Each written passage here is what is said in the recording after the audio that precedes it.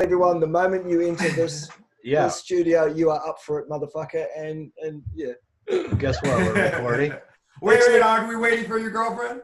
Wait, what about Pam? She'll be get here. in here. Yeah, She she'll can get in when jump she's in. ready. Yeah, she's eating. She'll be here soon.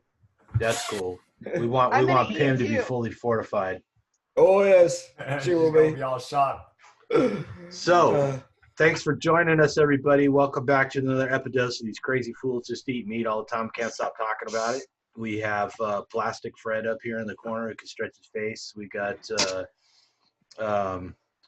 what's that character? Tuesday, Monday from the Addams Wednesday? Family. Wednesday eating raw meat out of a bowl.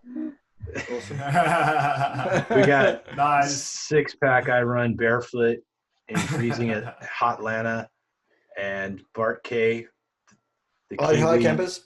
the Kiwi watchdog of science and Don't stuff, forget a teddy. Oh yes. master of Yellow Ted, and the speedy. Who do you think? Who do you think's really in charge? Is it me or Yellow Ted? We're all hoping it's Ted. That's right. We're all hoping it's Ted, and we're all hoping that things go better for us than Frank Tufano. Yeah. Oh dear. Woo! All right, so we're here, and today the topic is loose skin. This is a big question for people. Now, Justin, he's one of those hyper flexible, Gumby people. I don't remember that. But he can pull your face again for everybody there. That's gotta be easy for piercings. Oh, That's right. Get a piercing. Get a Amazing. piercing. Right there. Amazing. Right there. I couldn't do that if my Wow. life Look depended on it. at that. Let's get my cheeks done. Yeah. Do you guys notice that your jaw got bigger when you started eating nothing but meat, particularly raw meat? I noticed like my Yeah, jaw, like wider. Yeah. my right jaw here. got wider. Yeah, same. Mine got wider. Jesus. Because mine was really narrow right here, and then just widened out right about here. You guys too? Yeah, Yeah, mine I definitely got wider right here. I also think Frank said the same thing about stuffing meat in his gob. I think he said he could open his mouth. Maybe that's why he went carnivore, because he couldn't stuff the big ones. Wow. Sorry, Amy. I hope he doesn't watch your videos, Bart. No, Frank will never watch this. Come on, channel. Don't worry you about know he does watch my videos, but this is your guys' video, so Especially when you're wearing the tank top. That's right. You might be on onto you there. All right, everybody, show him All off. right, let's show a little muscle. There we go. Look at Justin. Got the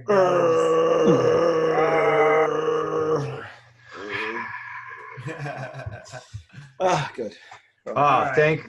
I'm really glad that we decided not to be stuffy and that we can mess around and have a little fun, because it's true. A lot of the videos, diet related stuff, people are pretty straight and narrow. Everything is overproduced. But here you can eat on camera, you can wear a tank top, you can Collar out. Wear a collar. stretch your face to cartoon-like proportions, wear a spiked collar, show Put off a your needle tattoos. through your skin. There you go. Put a needle. Yeah. But loose skin is a real thing, and I think some people are just gonna have more loose skin than others. Pam. Howdy, Pam. There you go. Hi. New entrance. Thanks for joining us. Hey. It's good I'm to sorry, have you. the boys stole me for a minute. Yeah, that's why I came to rescue you. So let's go have our own talk, Pim. So Pam, have you coached anybody or had anybody who lost weight and had a lot of loose skin? It was a long time since I did that sort of coaching. So it was more like when I was doing personal training. So they wouldn't necessarily have talked to me too much about the loose skin, or I wouldn't have paid too much attention, to be fair. I can't imagine that you're not paying attention, my love. Oh, I would, but I wouldn't have really known what to do about it at the time. It was like 20 years ago or whatever, 15. Long time ago. I have a theory about it. Let's hear it. Yeah. Because the whole time I've had to eat 50% animal meat and 50% animal fat for my brain, And I have found that I think that it's just the fat, that's why my skin just like absorbs back into my body. It took a second to catch up at first, like my neck or my stomach or whatever. And then it was just like, as I ate enough fat, I just kind of like bounced back into the regular shape. But I don't know. I also have a theory because skin, I believe, we're mostly looking at protein, collagen, and stuff like that. And if you look at shows like The Biggest Loser, you find that those people lose weight really rapidly. Typically, they're not eating a lot of fat. And they tend to have some of the worst cases of loose skin, giant flaps that they have surgically removed. And, as the story goes, they rarely have any sort of reunion shows because most of those people, after having lost all that weight and having all that surgery, and there's some pretty horrific ones, like the one they call the apple core, where they take all the meat off around the outside because it's all saggy. That's pretty crazy stuff. And then those people tend to gain all their weight back, or at least most of it, some people more. So that rapid weight loss, that caloric restriction and all that vigorous working out, I mean, most people can't keep that up when they're working.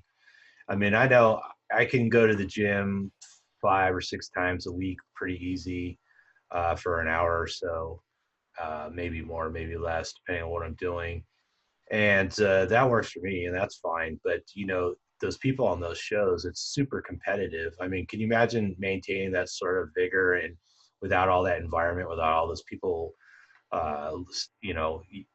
supporting you, and then all the pressure of being on TV and all that stuff. So it's no wonder that most of those people gain a lot of weight back. But don't forget Jillian screaming in your ear. Jillian screaming in your ear. Yeah. And then you have cases where people, lose weight and don't have loose skin all the time. And certainly, like in my case, I went down almost 80 some pounds, and then started working out, put another 25 on, which I'm confident is muscle, because I probably lost 6.5 inches around the waist, 7 inches around the waist total, and kept it off. And I don't have any loose skin. I'm still far from lean, but I am still gradually getting leaner, and I'm definitely putting muscle on. So, I mean, if I went back from a year ago till now, I'm definitely way more muscular, way stronger. I'm probably easily twice as strong in the last 12 months. So, and I don't really have any loose skin. So I think part of it is perhaps age, perhaps when you're younger, you recover faster. And I think there's something going on. Maybe autophagy has something to do with it, because a lot of people, when they do get a lot of loose skin, they wind up going to fasting to tighten up the skin, which it does seem to work. But also, I think gradual weight loss tends to work really well. I think all that protein and collagen and stuff like that, because I think fat, when you lose fat, you're really just taking the stored fuel out of the cells, and the cells tend to get smaller. And we do know that there are some states in there where water may be taking up space in those cells with the anticipation of the fat repopulating it, and weird stuff like that. But for the most part, those are just cells that are shrinking. So I'm thinking it maybe fat indirectly, high fat diet indirectly contributes to the overall weight loss. And if it's at a correct pace for you, your skin's going to gradually shrink with it. So that's kind of my theory. I don't know. I've seen people in carnivore lose weight very quickly and yet not get that loose skin effect. I lost 100 pounds in 10 months. Like Emily, that's what I was going to say. Stupid. Yeah, that's insane. Stupid. Yeah, that is insane. Well, right? But still, that's roughly, so 100 pounds in 10 months is a little under 10 pounds a month, right? It's quite a bit. That's a 10 pounds. I know that. Yeah. Yeah, it's 10 pounds a month. I'm sorry. So Thomas, I apologize. All I heard was enormous flaps. Yeah, I heard the same thing as well. But You know, I was just thinking that. I was like, damn, Tom. I get their flaps trimmed. Flaps. Flaps, good one. I missed the joke. All Like right. skin flaps. Yeah, sure. I thought that was or like I thought lip that was- flaps. I think that's what he meant. Anyways, hey. I All thought right. that was So, vaginal rejuvenation. I thought that's oh. Oh, you want to go there? I know, Rebecca, you want to go there.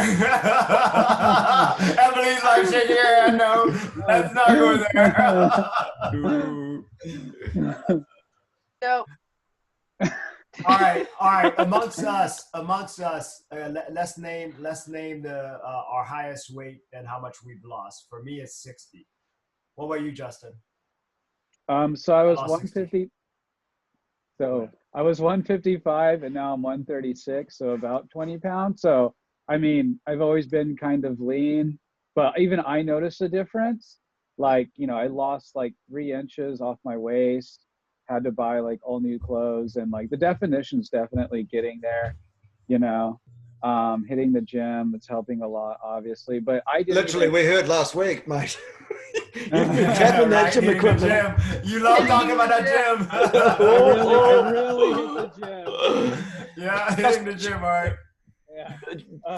For Pim that wasn't here last week, Justin gets sexually excited by gym equipment. That's interesting. Yes. He's versatile. Starting a little bit fetish there. Probably gonna need a support group, you know, after this call. You're not the only one. Right, it's in the comments. We probably traumatized Pim because she's probably not used to Oh, this. look, Pim has no fucking idea what she's just walked into. I promise you. Right. That's why he was so excited. We say, join me, join me, join me. But yeah, so I lost, like, I think I lost all the weight practically before I started working out, because I was like 140 the last time before I started working out. So without even working out, I lost like 15, 16 pounds, something like that. And like, it just kind of naturally melted off. I didn't even have to. And it could be also as your energy goes up, maybe you just want to move around more. So you're just kind of naturally starting to burn more through the day as you feel better. Yeah. So And maybe you lost roughly 10% of your body weight without working out. yeah, if that's the math, then that's the math. Yeah, I did like 10% without working out. Yeah. yeah, I didn't work out. So Emily, you said you lost over 100 pounds. Is that right? Yeah, I was at Wow. 230, and now I'm at 130. Holy Wow. shit. Wow. I know, that's freaking real. You got the winning on that one. Tom, what was your highest to now? Well, my highest is roughly 360. Whoa, shit. I'm Damn, not I know, exactly right? sure Big because boy. I found when I got serious about this, I realized that the scales I had weren't consistent. And so I'm just kind of by averaging the results I was getting, I went through a whole period of like buying new scales and trying to find stuff that was consistent. So I'm kind of, well, it's a lot of weight and the older scales didn't go that high, right? A lot of them top out around 300, 320, 340.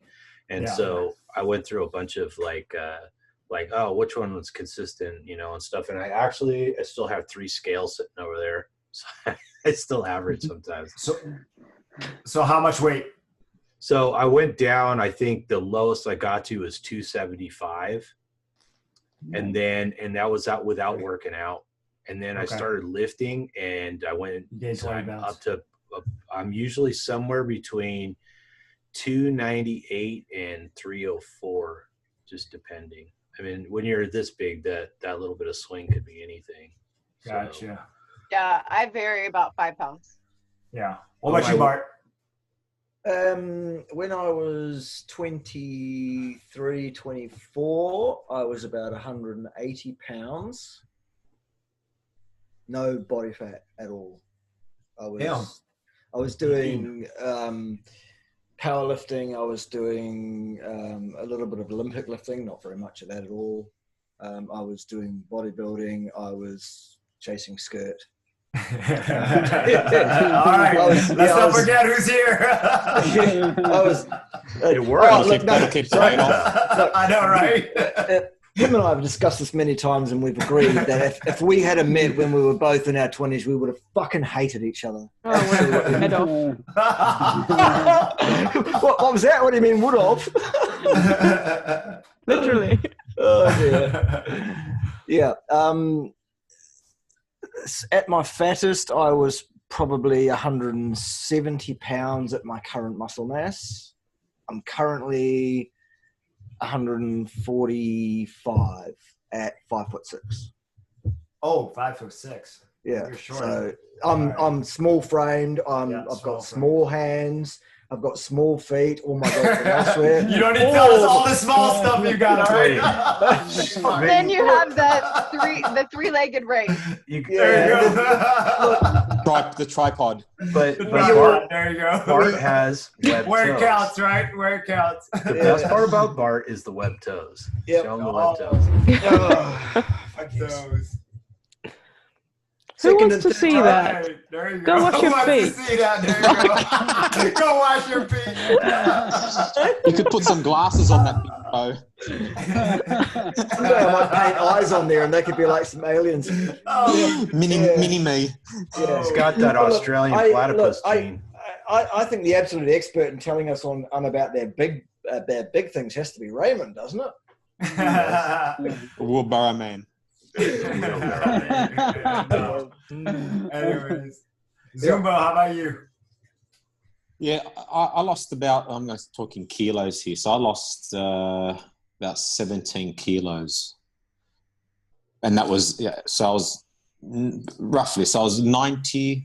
35 pounds, boys and girls. Thank you. And thank you. I dropped down. Look, the weight that I stayed at comfortably was about 73 kilos. 147 pounds. Yeah, the lightest I got to. Thanks, Bart. The lightest I got to was 68 kilos. But I was doing a ton load of riding, like shitloads. You lost this much. How much? Right there. Is that a shitload or is that a fuck ton? This is one ton. One pood. It's 36 pounds. Ooh. One poo. A pood. That's a Russian unit. Oh, I was going to say it's a poo if you're a vegan. Be 36 pounds. That's 18 kilograms, Joe. Yeah, I've got one at home. Actually, I am at home. Got one in the other room. Good. But yeah, so I mean, and that's it. But I weighed myself the other day, and I am 75 kilos, which is 165 pounds. And I've been like that for about 3 years, so it's just been really constant. Nice. And it's a nice weight for the type of exercise that I do. You know, I'm not, I can still generate plenty of power and still climb up the big hills or big passes, big mountains around here with quite ease without dragging all that weight up the hill. Yeah. Also, just as by way of an introduction to Pim for Joe is a cyclist who's not also a wanker. Hey. Thanks. Non-wanker Very kind of you. That's quite a title. Is that a normal trait for cyclists? No, most of them I've met have been complete wankers. Really? There's a lot like of them out there. Harley Banana Harley Rider? Johnson. Harley Johnson. Yeah. I don't take roids. How about you, Pim? What you got? Harley? Nothing really. Nothing really. You've not gained, lost, nothing. Well, when I met him, I gained a bit of weight, I guess, but not a huge deal. Maybe I'm 6 kilos lighter than that now. Used to be maybe a kilo or two lighter than I am right now, but I'm not one who's lost or put a lot of weight on. I've just steadily put a little bit on throughout the years, but not a massive amount or anything like that. So I'm pretty uninteresting, I guess. I think I'll lose this competition. Yeah, right. Emily sounds like she's got it. She's got it. Though. Yeah, you got it. You got it. I was just so sick. I mean, I think you're blessed that you weren't as sick as I Emily, was. pull your face. See if you can Pull my see your face. skin. Yeah. Yeah. Weren't you kind of fatty on face? Or Oh, no? it was Before? huge. Yeah, you were, right? I was But you don't have anything. gigantic. You don't have anything on the neck. You don't have anything on the neck either. Pulling on it. No, nothing like Justin can. That's for sure. You have Justin beautiful skin. Justin looks like a full neck lizard. Yeah. He's a spinning cobra. Yeah. You got that Justin. flexible skin. That's God. crazy. That's crazy. Justin, did you have a toy Gumby when you were a child, and did you eat it? Did you have one of those Stretch Armstrongs, or was that before your time? I accidentally ate it. That's why my skin's so. I was a weird child, you know. Am I the only one old enough to remember Stretch Armstrong? No. It was a toy. It was Yeah, actually I remember that. It was a rubber Yeah. muscle man he's actually Yeah. full of corn syrup, and you could stretch him out real big. Yep. Yeah. Oh yeah, I do remember that. It was heavy, Yeah. and they like said, "Oh, you can do exercises Yeah. with him," and he's basically a rubber bag full of corn syrup. Right. Yeah. My cousin had one when I was a kid. It was awesome. Yeah. Broke everywhere. There you go. Damn. Wow. You Whoa. are. Ooh. Wait, so your belly was big too, huh, Emily? What do Yeah, you think that 100 pounds was in her head? Yeah. Come on. All right. That's what I want to ask. That's what I want to ask. Oh. Where was your belly fats? So mine was all abdominal. That's where it was all. So let's start with you, Tom. Where's where was it compared to? Because you lost a lot of waist size, right? So that means it was all Yeah. belly too? So in fact, I'll grab the belt and show you. But I lost Yeah, show and tell. probably somewhere between That was last week, Raymond. Damn, he's calling you out. Nice Oh my rolls, God. Emily. Nice rolls. Wow. Oh, yeah. Nice. That's your couch. That's you. There we go. Careful. Black screen. I know there is. Crazy. Oh, my God. Yeah, Two different people. Yeah, it is. crazy. Woo! Wow, that's flat. That's nice. Look at you showing off. Check Just you eat out. steak. That's all I do is eat steak. That's it. That's where it's at. Look at that. That's perfectly cooked. Get fucked. Jesus. All I right. love it. Hang on. Let me take off my screen. That way you guys can see this. So I have a picture of me and my wife when she was 8 months pregnant. Oh, I love this picture. Yeah. So Yeah, you check guys this might out. want to take a look at this. Hang on. Let me take off my stupid. What are you virtual doing, camera. Tom? Oh, that's Tom's your showing belt. us his belt. All right. So can you We're in guys trouble actually now. Tom's taking his belt off. Can you guys He's actually gonna see get a this? spanking. Censored. We Yeah. can see this. No. Yeah, Get we a were little naked bit together. closer. A little bit Yes, closer. sir. Oh. Yes, sir. Yeah. Right, so that's you on the left, Raymond. Yeah. That's right. Thanks, Mark. Thanks. Yeah, that's right. I was the other Glowing, pregnant Raymond. guy. That's right. Glowing. Yeah, I was the other pregnant guy. Yeah. So Crazy. there you go. And now I can show off like her. Look, see? There Nothing. you go. Lift it. Come on. Oh, look out. Yeah. Anyways. Raymond, Tom? do you have no body hair? Tom, you're muted, I Tom. know you're muted. Tom, you're muted. We can't hear you. Yes, you can. All right. There you go. He's like in his own world here. He's not even paying attention to what's going on. I'm trying to get to see if you can see the lines in the belt.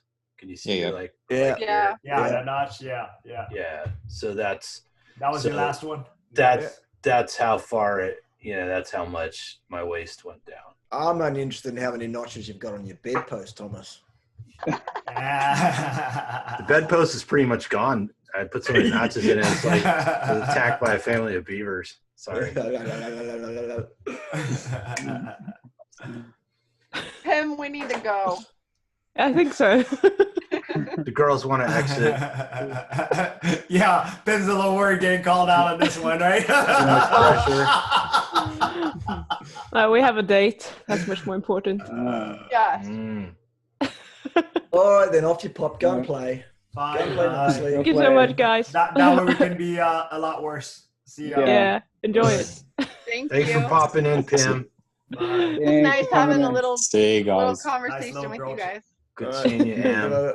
See ya. Hi, Emily. See you around the interwebs, Em. Good to meet you, Pam. Oh, All so right. fuck, now we can speak freely. Right. Right. The pressure's off. There you go. Get fucked! Mom's not here anymore. All right. So all this lifting and stuff like that you've done, Bart. Yep. So what about you? Where do you hold your fat?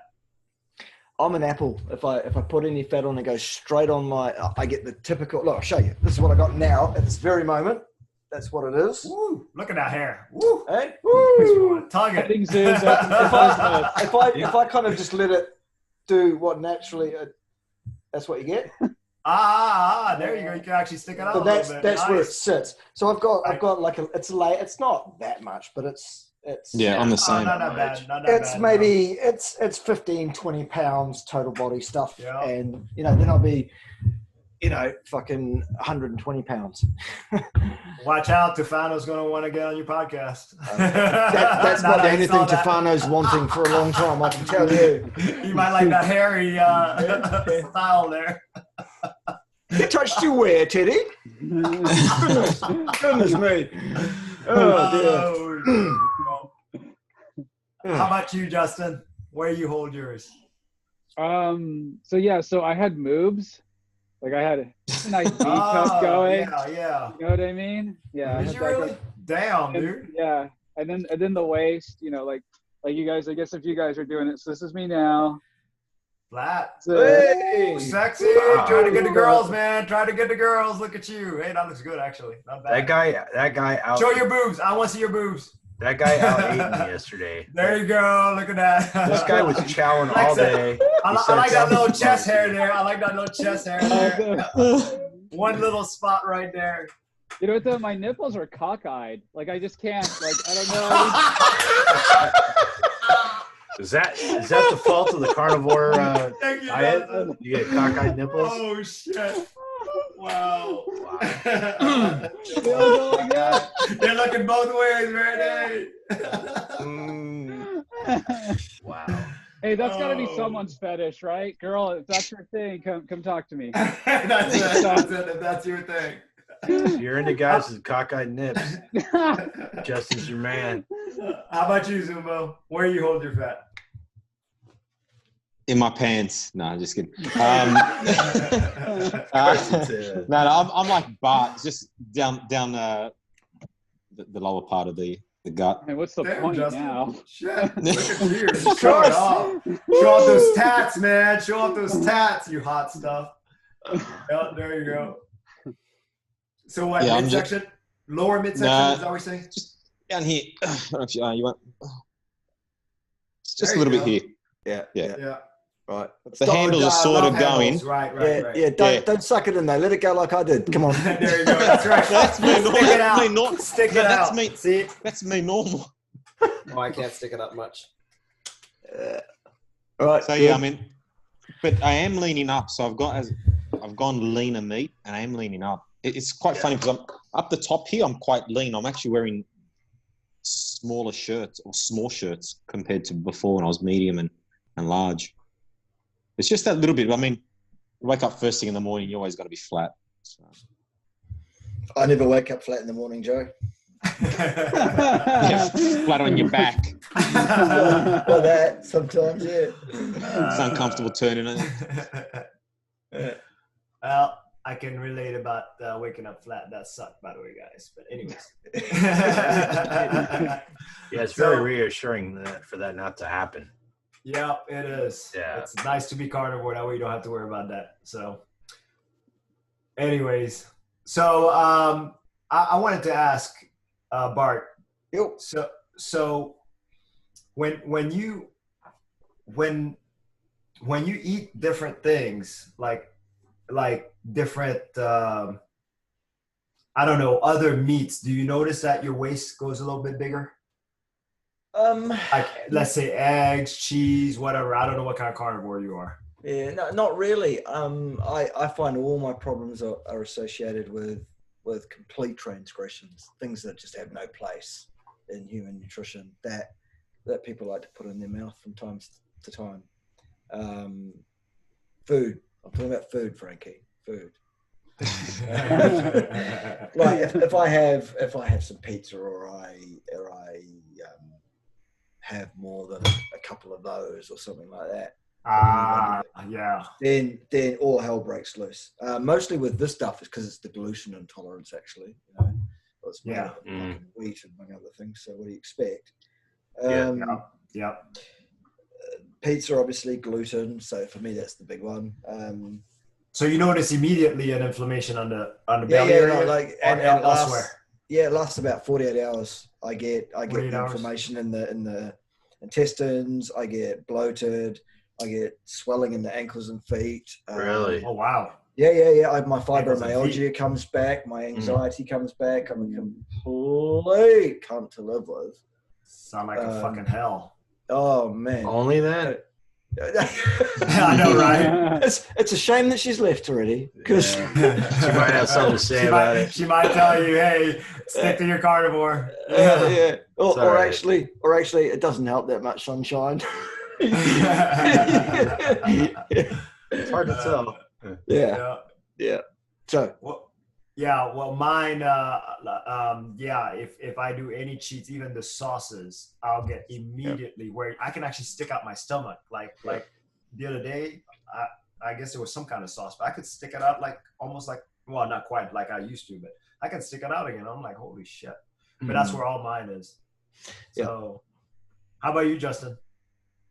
Yeah, I don't know. What happened after we slammed all that Korean barbecue yesterday? I mean, did you notice anything? Good question. Him and I put down 10 plates of meat yesterday for real. And they had other shit on there, like sauces, right? Yeah. Korean barbecue. Yeah. How'd that go for you guys? I mean, I was fine. Like, I had a little bit of like indigestion, like at night, but I don't know. I also had that funky tea at the summit. Yeah, this crazy mushroom tea at the convention. He's like, "Yeah, man, I was buzzing for like an hour." I was like, "What?" But did you get just because it had honey in it? Honey, my body's not used to like honey and that stuff in it, and I think it had honey and stevia for some reason. And it had like a couple different kinds of mushroom and some other stuff in it. I didn't try it, but your migraine didn't come back from that? I had a little bit of a headache, but it went away. So nope, my tolerance is definitely much higher. Like I can probably just not do stuff like every day, Yeah, and I don't know. I try not to test out too much just because I don't want to let myself think I can eat things, and then because I shouldn't really be having honey or stevia anyway, Right. So, but they had it there. It was free. Like keyword free. Yeah, exactly. Right. Stuffed it in his pockets. Thank you. Thank you, Uncle Sean, for the food. Right. But as far as body composition, I have a hard time going like any direction, like getting any more skinnier than this, like leaner, or getting like fatter than this. Like, I mean, there's days where I'll eat 3-4 pounds of meat and just put it away, and I go to sleep and wake up like nothing, like completely fine. So yeah, I don't know, maybe if I did, even when I was eating pizza and stuff, like again, you wouldn't bloat? Everyone said I was skinny. Like now everyone just thinks I'm anorexic. And I'm like, I don't have any. Yeah, I get that now. That like really, I don't think you look anorexic at all. Yeah, no, I don't. You look normal to me. I don't know. Maybe I'm not a good judge of character, but you seem other than really stretchy normal. Skin, but you look the normal. stretchy skin is freaking amazing. Right. What about you, Tom? So did you have? Well, just for the sake of conversation, yesterday I didn't eat before I left because I left kind of early and I just wasn't hungry, and I figured we'd eat later because Justin and I went down to that Adapt LA at / Long Beach, and it was put on by the Adapt group and Dr. Eric Westman, And we went down there to see the speakers. I brought a big bag of my jerky. You know, I'm always showing those pictures of making jerky and stuff like that. And we ate some jerky, and we had some of the I don't have the Carnivore Bar with me. I'll put that in the next video. But I gave him a Carnivore. I had a Carnivore Bar. It's like 400 calories of like 80% fat. And then I didn't eat anything else but a couple pieces of jerky in that bar until we went to dinner at a Korean barbecue place. What's the name of that place? RH2. Yeah. RH Barbecue 2, yeah. And we had 10 plates of meat. We had pork belly. We had, what's it, Bulgogi? Bulgogi, yeah. Bulgogi. That And shit's then awesome. we had a bunch of that. We had a bunch of brisket. And so we slammed 10 plates of meat there. Although that last serving of pork belly, she only brought 3 pieces. So anyways, but yeah, no, I was full, but like I didn't notice anything. I did notice when I was driving home, like, whoa, I'm pretty full, you know, but I hadn't really eaten. You didn't swell up? You didn't swell up at all? Mm-mm. Like, the last time I noticed any real strong reaction to anything, I think I mentioned this before. I went to a business meeting, wound up being at a brewery, and I had 2 craft brews, and I woke up the next morning and my eyes were just like all puffy. I was like, what the I mean, it was crazy. Like, but I felt okay. I didn't really actually notice any indigestion or anything. So I don't know. And I didn't eat anything else last night, you know? So, and but I didn't work out yesterday. So, and I didn't work out today. So my appetite generally tapers off. Although today I was extra hungry. Today, I think I ate 3 times already. So I'm telling Jillian. You should tell her. I'm telling Jillian. I'd like to meet her sometime. I bet you would. You know, every time, you know, we live in Southern California. Every time I meet one of those Hollywood personalities, I am always shocked at how tiny they are. I mean, yeah, I'm curious what she looks like. Yeah, in person. They're all. I saw Tom Cruise one time. I shit you not, he was fucking tiny. Tiny? Yeah. I saw Mike Tyson one time. Don't say he was tiny. Probably like you know, within 10 years of like his peak, and his upper body was still big, but like his legs were, and he was shorter than I imagined, because I imagined this giant hulking dude, this crazy athlete, and he was small. And then like I saw Sylvester Stallone one time, and dude was jacked. There's no two ways about it. Small person. So, but you know, there's a lot. I mean, like Ray, you said you could squeeze into a small shirt now. That's a small. Yeah. Yep. So, you know, I don't know. To me, it's like you see people on screen and you don't realize how. And we had those pictures of me and Justin with Sean, who's, you know, on the other end of the scale. Like, I think he's 6'5", right? I thought he was 6'4". 6'4". No, he's 6'5", he says. Yeah. But he's a slender. He's actually kind of a slender guy. Like, you know, he's got long tapered legs and, you know, long arms, giant fucking monkey arms. Yeah. The dude has the longest arms of anybody I've ever seen. No doubt. And you know, his upper body is very muscular and all that. So I think that's part of the thing, is people have these weird perceptions of you know, what people should look like, but they don't see people in person, you know. And we see all these guys that are bodybuilders and a lot of the actors and stuff, and there's a lot of drugs used to get to certain states.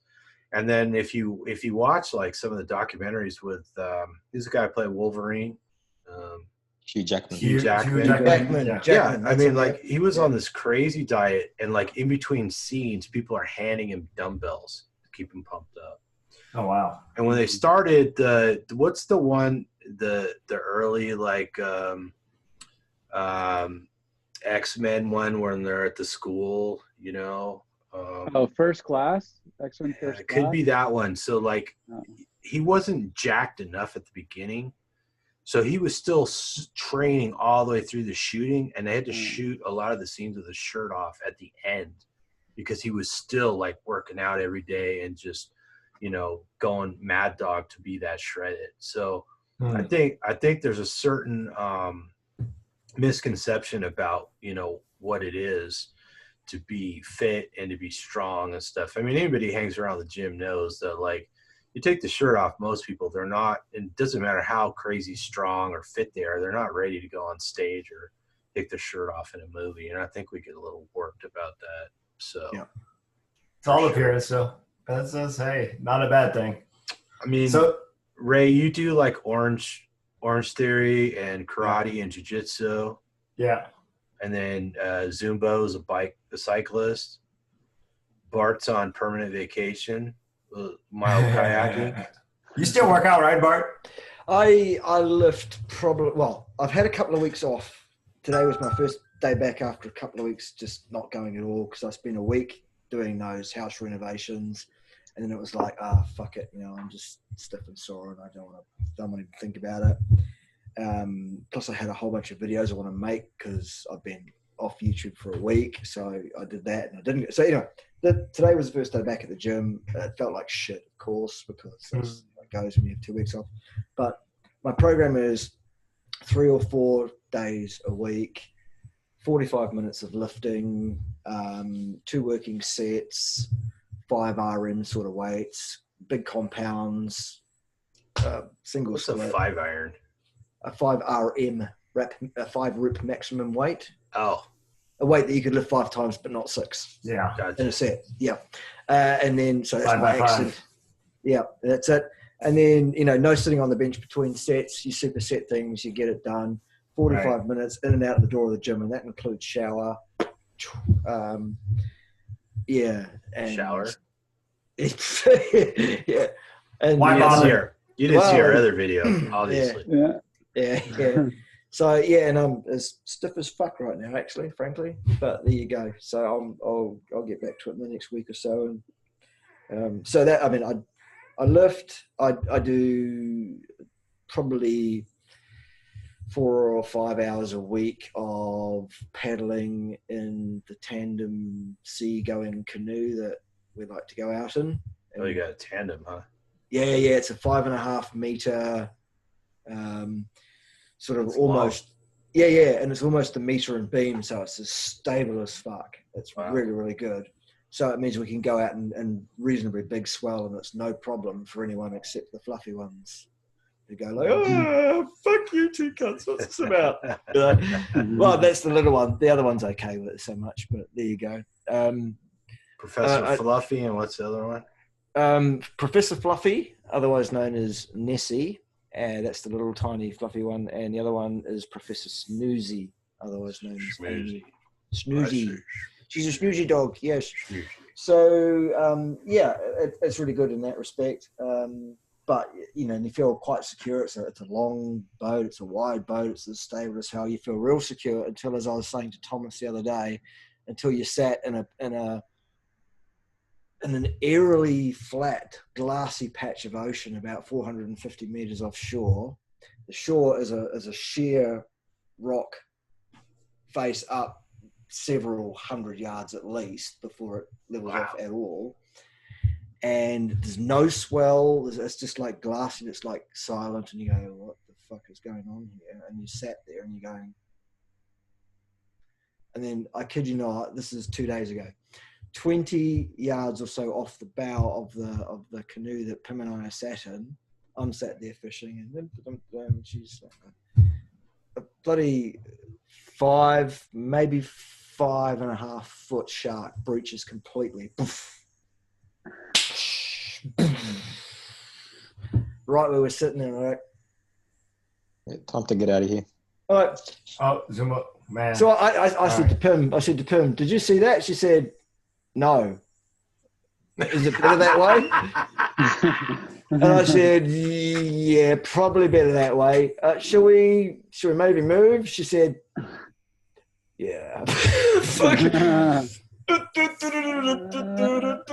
the dogs were going like, what the fuck was that? Fish fly. Jesus Christ. So you were taking mushrooms and smoking weed, and yeah. What?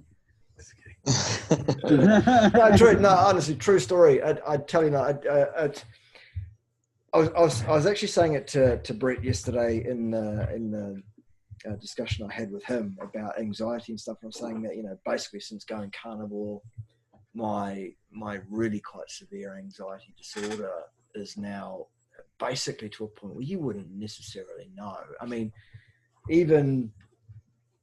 And this kind of segues to the mood section, if you like, Tom. But even insofar as a year ago, 2 years ago, 2 years ago, I could not possibly have imagined running a YouTube channel and approaching people about appearing on that channel and dealing with all of that and the technology. And I can relate to you on that, man. I couldn't leave the house, for God's sake.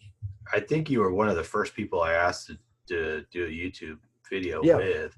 It was all I could do to get the nerve up, and I talked to you online all the time. Yeah. Right. Yeah. Exactly. I hear you. So I've come a long ways. That's completely resolved now. But I tell you what, when you're sit in a boat with like a 1.5 millimeter layer of plastic between you and a pretty big shark that's just breached, it's like, you know what? I don't give a fuck. Anxiety is back. It's here right now, and it's probably useful right now because I've got some adrenaline here. How are you feeling, Pim? She's like, yeah, let's paddle. Yeah. Woo. And you had the GoPros rolling, right? I wish I did. Exactly. I still have my Galaxy. I still have the S6, for God's sake, Thomas. Yeah. Ooh. You poor technically deprived. Look, there it is. The Galaxy S6. Anyway, that's what I do when I'm doing outdoor filming, and I've got this stupid fucking gimbal thing that you can do stuff with, and that's it for my. But no sharks. No, because it's when I'm on the boat, the phone is actually in a waterproof pouch around my neck that seals up, and I actually have to pull it out of the flotation device, orient it the right way, hit the button twice, and then press record before I can get anything. So by this, I mean, what we're talking about here is like nothing, shark. Fuck me, what's just happened? You should leave the GPS on in case a shark eats you, then they can at least track you for a while. Well, exactly, yeah, exactly. Anyway, apparently the shark got what it wanted, and we paddled out of there without further molestation. So very true cool. story. True story. Yeah. 2 days ago. Nature almost wins again. Yeah. Would have been cool because I just recorded a video with you, and it would have been your last. So. Oh, exactly. Yeah. Tragedy. Better me than Brett. That guy. I hope he doesn't watch that. Stickman's gonna get me now. I'd rather be killed by Brett than Frank, to be honest with you. Depends on the method, doesn't it, Thomas? What's that? Doesn't it depend on the method of execution? All right. A little bit, but I'm worried about my image. And image is forever. Yeah. Death is just a few minutes. There you go. Right. So, does anybody else have any theories about what happens with the loose skin? Do you want to speculate a little bit, Bart? Do you want to get a little science on us about loose skin? Well, the thing is, I think that the body will reabsorb that excess, no longer needed skin slowly over years. But there's just no rush, Thomas. There's no need for that to come before, right? In terms of like the ongoing biological function of that individual. So, right.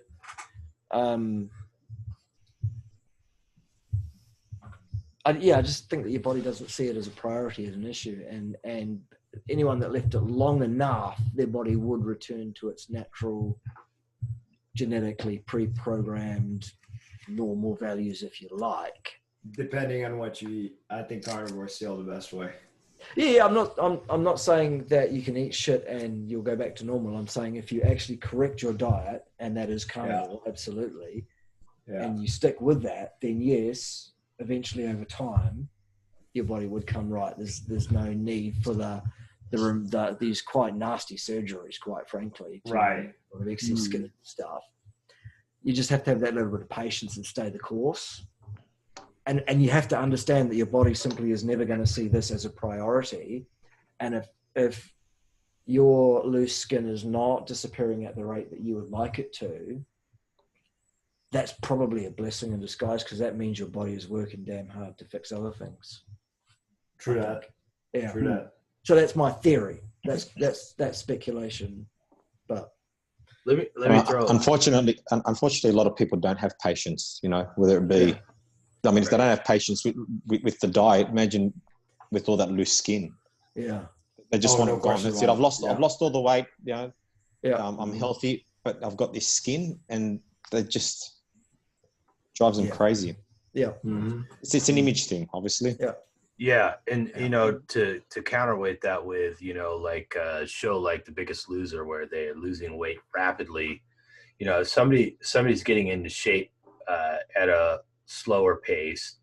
I think we got the body. If we're talking about composition in general between fat and muscle, the body kind of has these set points, right? That it kind of, you're at a certain weight for a while, or maybe you're gradually increasing body fat over years, and your body kind of wants to maintain that to some degree. It seems like, at least that's what it seems like on the outside, and probably with muscle mass to some degree too. It just wants enough muscle to support all that weight or your activity or whatever.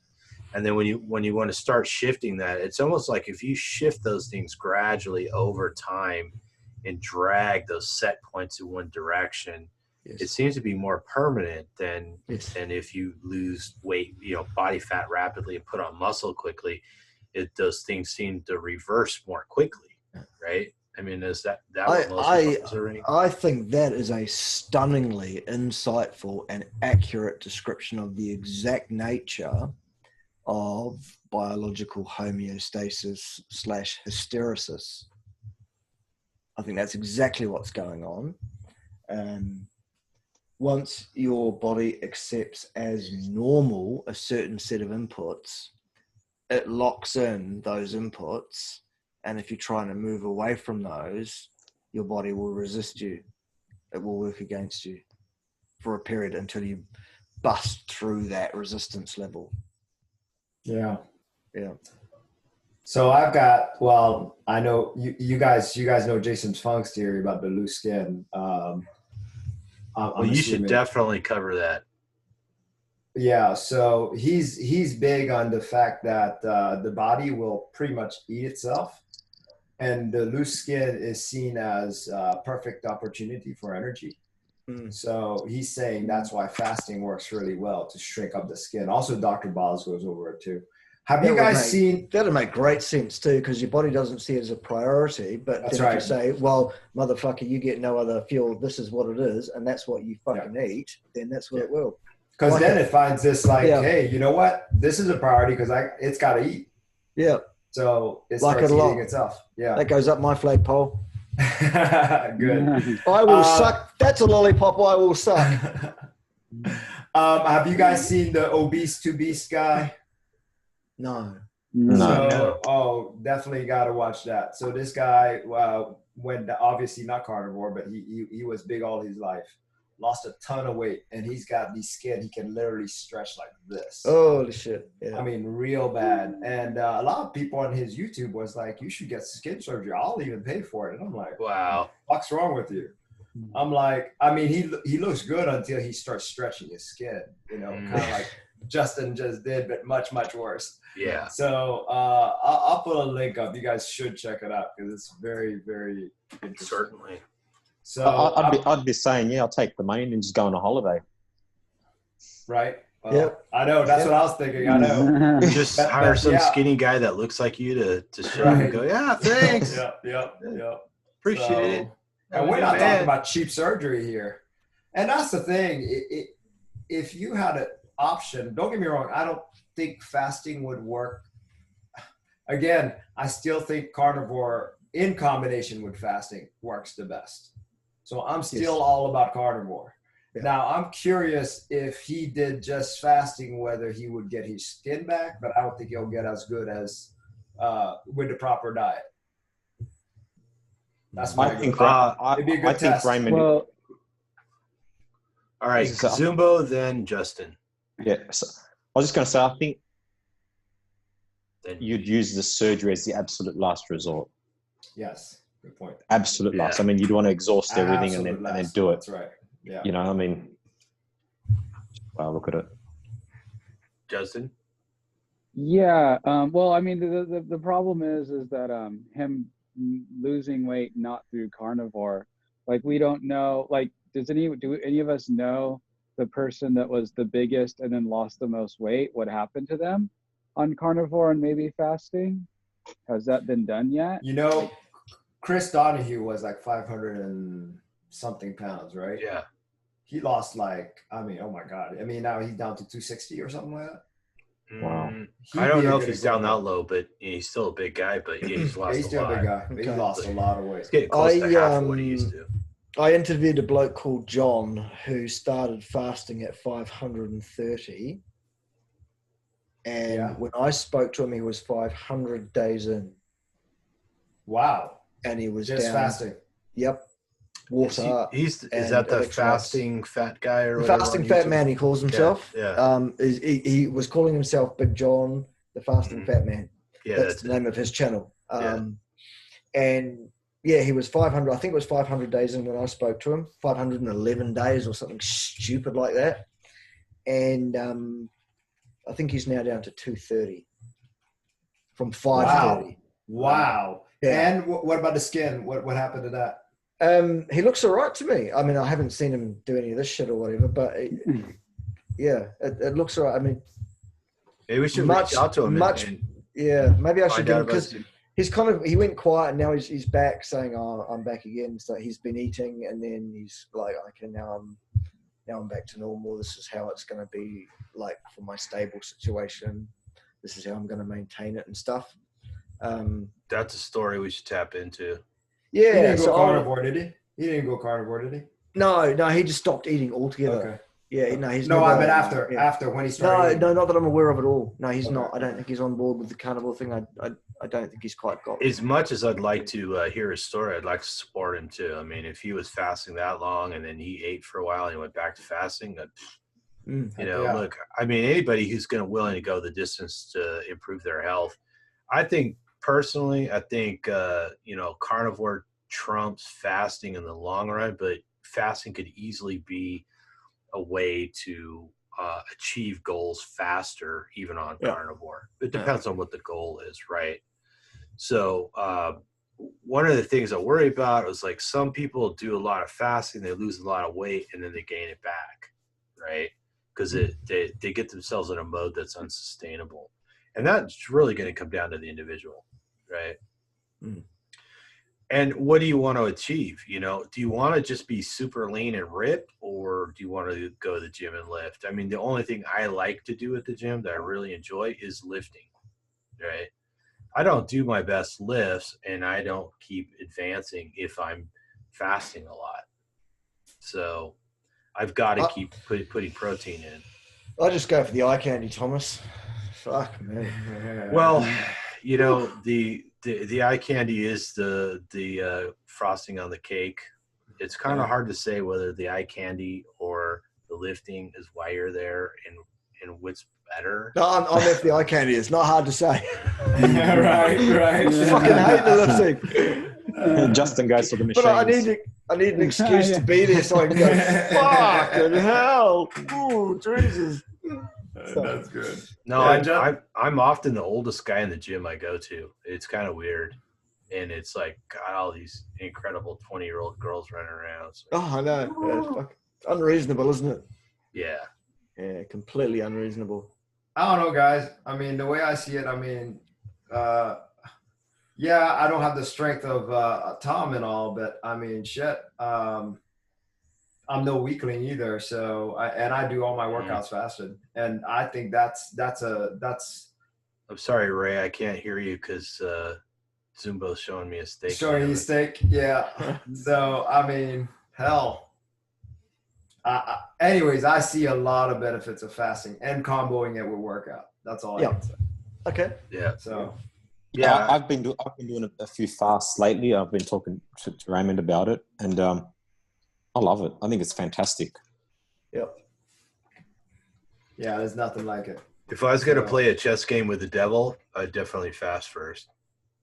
There's no arguing with how sharp it makes your mind. Oh yeah. No If I wanted to question about cut body fat really fast, Yeah. fasting all the way. that 24-hour mark too, right, Zumbo? Don't you just feel awesome at that 24-hour mark? Yeah, it's really interesting because I was saying to Raymond, I hit about 14 hours. So between 14 to 20 hours, I get these hunger pains, like I just want to eat, but I won't do it. Then after 20 hours, it just gets easier. Then for some reason, I hit 24 hours and it's like, okay, I've got all this energy now. Freaking magical. And obviously your ketones kicking in and being elevated, giving you all the fuel that you need. Yeah. I love it. Yeah. I was telling Zumbo that why would you stop and eat right there? Take advantage of that. Just hold it out for another 12 hours. And that's why the magical 36 hours come in. I think it's important for people to have a plan and know what they want, because the thing is that everybody wants to be lean. When people say they want to lose weight, they mean they want to lose body fat. I never met anybody want to gain muscle. Right. That's right. And people don't distinguish. They look at a number on a scale and they go, oh, I'm fat because of that number. Yeah. Right. And so people want to fast to get lean as fast as possible, to drop a number as fast as possible. So, but the thing is, I think a lot of people, we all know when people start diets, if they overcomplicate it in the beginning, they're going to sabotage themselves. You don't want to start a new diet and fast and go to the gym. Right. And they all want to do it all that. No. Right. You got to build up to all that. That's right. So if you're going to fast, be solid on your diet. Make sure your relationship with your food is strong. Make sure you're fat adapted, because obviously when you're fat adapted, when you can metabolize your own body fat readily, and you can make that transition, fasting is easy, right? And it's a very powerful tool. But I worry because we all talk to people, and you guys all know what I'm talking about, the people we've talked to that are struggling and they're doing all kinds of stuff. They're fasting, they're barely drinking any water, they're taking a ton of supplements, and they're doing that week after week. And you're like, look, you're going to die. Okay, stop it. If you don't die, you're going to sabotage your diet, right? So strong with the force is Master Clark. Strong with the force he is. Very, very wise words. Let me go to another theory that I think that's Walter Longo's theory. So he talks about on the 48th hours where your HGH goes up to 5 times the amount, human growth hormone. Yep. And I like to target close to that as possible. Obviously, it's not going to get to 5 times the amount until 48 hours, but it keeps on steadily going up there. And I believe that's key to muscle growth. And that's why I like to target that too. So there's a lot of benefits in going to I prefer the idea of intermittent feasting, because Tom turned me on to that, which I really like that idea. And I stole it from Sean, of course. Well, yeah. Oh, Sean stole it from Frank, probably. Everything begins with Frank. I mean, come on. So Frank invented the internet with what's his face? What's that? Al Gore. Oh, Al Gore. Yeah, Al Gore. Thank you, Justin. Al Gore. Al Gore and Frank Tufano invented the internet. Yeah. Carnivore. He is the internet. Yeah. That's it. All right. But anyways, sorry, Ray. I just wanted to mention that. That's all. So, look, doesn't exercise increase your growth hormone as well? So you possibly, if you exercise fasted, you probably don't need to reach that 48 hours. That's right. That's exactly right. That's the way I believe it too. Yeah, almost. You're combining it. Yeah. Well, can we look at some studies and know what happens when your HGH or human growth hormone is 5 times normal levels, and you're 48 hours in? Obviously, you're not consuming any protein. You don't have an abundance of leucine. You might be stimulating your muscles. So how much muscle can we grow? What else are we going to, what are the other benefits from having high levels of HGH 48 hours into a fast? Wait, you don't grow the muscle during the fast. It's when you eat, that's when the growth starts happening again. It actually prevents the growth, that you get a whole HGH just to maintain what you have. But when you start eating again, it just goes straight to the muscle. So you're saying it's muscle sparing at 48 hours? That's right. That's right. That's why the human growth hormone comes in. Well, according It's to almost as if the human body has biological mechanisms to protect itself from shortage of calories, for fuck's sake. That's right. I know. Go figure.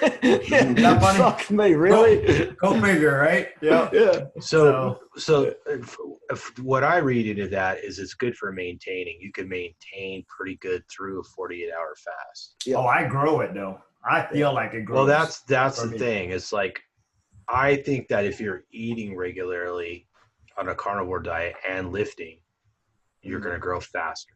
Yes. That would be my argument. Possibly. In my personal I'll agree with that. experience, I'm sure of it. And of course, I can't take my N of 1 personal experience and apply that to anyone else. But I've become pretty convinced that being on a carnivore diet, eating before and after a workout, I don't do OMAD or anything anymore. I eat at least 3 times a day now. And lately I've been trying to cut my meals up, eat a little more frequently. We're talking like 4 or 5, maybe 6 times a day with the same amount of food distributed.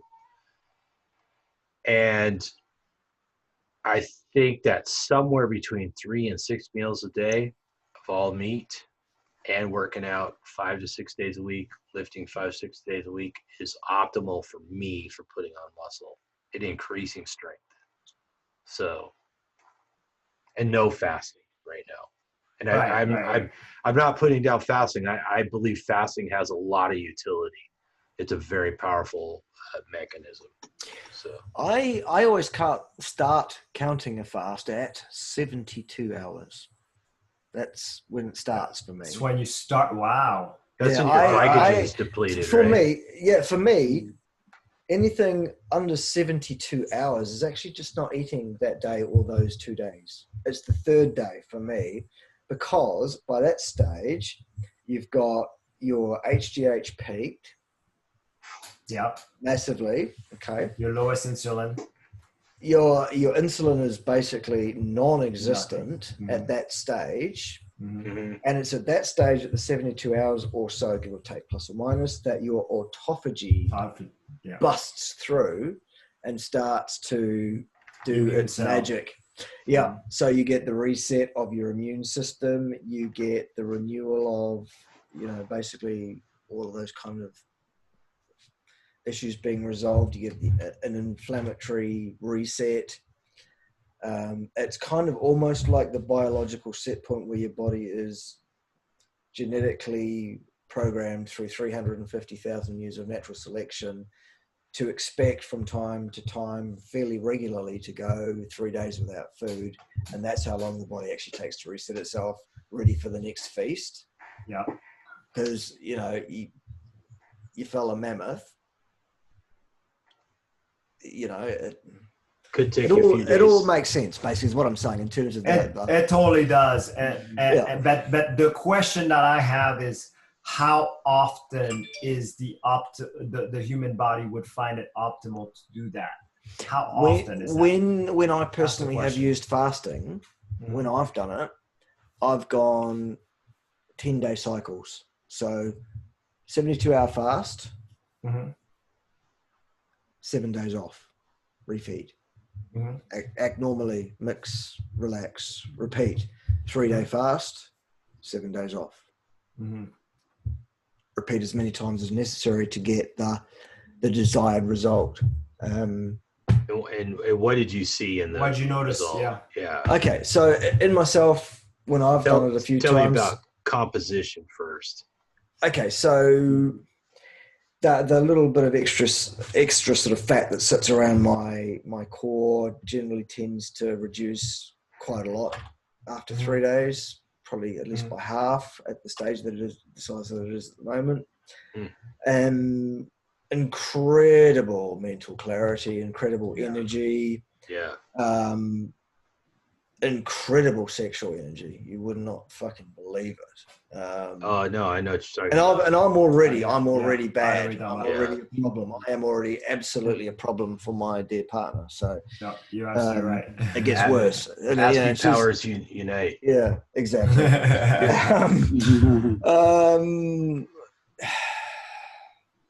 Any soreness by way of, sometimes I have just a few little niggling signs of myalgia and stuff, and it's usually down to drinking the odd beer or eating a piece of pizza here and there. Every time.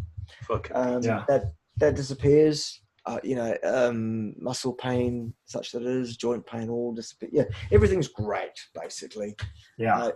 I'm completely without anxiety. I'm completely without any of the psychological issues that I've lived with throughout my entire life, basically. It's great. But you can't work out during that time, right? Because I noticed that's not meaningfully. Very weak at that time. Yeah, not meaningfully. No, you don't. That's not a time for making gains in terms of strength or power or doing great training. I should mention that a 3, 4, 5 day fast is an enormous vacation from anxiety. Yes, it's not a place you can stay forever. Yeah. Unfortunately, and that's why that's actually what the attraction is, I think, for many people who are like anorexic and stuff, because actually their anxiety goes away. Yeah, and let me just throw out this thing I like to say: if you're gonna fast, what do you really want out of it, right? Because a lot of fasting, like I said, is not gonna help you set PRs in the weight pile. Yeah. You got to know when to stop doing it too. Oh yeah, totally. I'll go off as much as I get. So I'll go. When I went my 6 months alternate day fasting, I took a week breaks here and there constantly, and then I even did it where I ate only 3 days a week. So that I would always take breaks. So I think that's refeeding schedule is as important as the actual fasting schedule. So planning it properly. Real quick, why don't you guys tell everybody how you break your fast? What kind of food you eat? How much you eat? Ribeye. A lot. The only way. Yeah. Ribeye for me. Seriously. I don't care if it's a 5 day fast. I've done a 5 day fast. I broke over ribeye. Fair enough. Bart, pizza and beer. I tend to have I tend to have something like a broth or an egg drop chicken soup or something like really light first. Let that sit for 2-3 hours, and then I say, okay, free reign, whatever, get into it from there. And then I usually will have a fuck off rack of ribs or something like that, and go and feel like really like I've earned this ribs and stuff. Let me ask you guys, because the other frontier here on fasting is, how do you guys think that the various fasting regimes, I mean, it could be 24 hours, 36 hours, 48 hours, 72 hours, 5 days. My longest fast was 12 days, right? Ooh, cool. How do you think that affects metabolism? Because when you're a really big person, when you're 300 pounds plus, 400 pounds plus, 500 pounds plus, you don't want to slow down your metabolism. Okay. Big John, 511 days. 511 days. No problems. Okay. You're protected from the slowdown in your basal metabolism as long as you have stored body fat. That's right. Because your body goes, well, that's what it's for. Yeah, and your body's able to access it. That's the important thing. So that does matter on insulin resistance. Yes. So what about, if you're insulin resistant too much, you won't be able to access that fat. What about when you have a regular supply of calories coming in versus just burning body fat? Do you think the body gets more efficient when you don't have intake of calories versus just burning body fat? I mean, we know the body can be less efficient when it's less stressed, right? Yeah. Do you know of any science that can help us suss out those mechanisms? All I can go on. Sorry, but you got to remember something about fasting actually de-stresses you. After a certain amount of time, you just don't give a shit about nothing. I don't know about you, Bart. Did you ever have that feeling, especially after perhaps 48? Stress was the wrong way for me to phrase that. I meant about activating one mechanism or another, as opposed to like feeling stressed. Yeah. Your body is only going to set off a stress-distress mechanism if it perceives a threat. Now, there is a hysteresis. There is a resistance to change. If you have more stored body fat than you should have, and you have had that for a number of years, your body will now normalize that, and it will metabolically legislate for that, shall we say, or in favor of that. Sure. You have to bust that sometimes. Right. And the way to bust that sometimes on a case-by-case basis is to use fasting. How long and what sort of practice do you think that people need to use in order to bust that? Okay. Because obviously there's a lot of people out there carrying a lot of body fat. Yes. And then they're metabolic disasters. They've got tons of medications, tons of medical problems. Yeah. Okay. So the first thing for me that what people need to understand is, as long as you have stored body fat, it is impossible for you to starve. That's right. Cole Robinson. He said it. Yeah. And how much energy do you spend every day sitting around on your cunt? He says. Fatty. Yeah. Cole is just nasty. The only rude Canadian, right? Yeah, the only rude Canadian. I can't think of another rude Canadian. Yeah. Right. Can anybody else think of any rude Canadians? No. And I love him for it because, the guy, I don't think that's how he naturally is. I think he realized that's the only way he's going to reach people. He started doing it, now he's stuck. That's his shtick. He has to do it, doesn't he? Yeah, no, he's got to. Yeah. Calling everybody a fat fuck. Yeah. Yeah. And let's, to put things in perspective, he's not a large guy, right? He's just, he's, and I don't want to draw any lines, but so we take Ray, and Justin, and Bart, and maybe even Zumbo. You guys are a little bit smaller. What's Bart doing? Bart disappeared. Is he eating a chocolate bar, that bastard? Probably saw me eating the steak and he's going to get one himself. He's like, God damn, I'm hungry. I'm watching Zumbo eat that ribeye. What? See vapor coming out of your mouth. No, you don't. You rat bastard.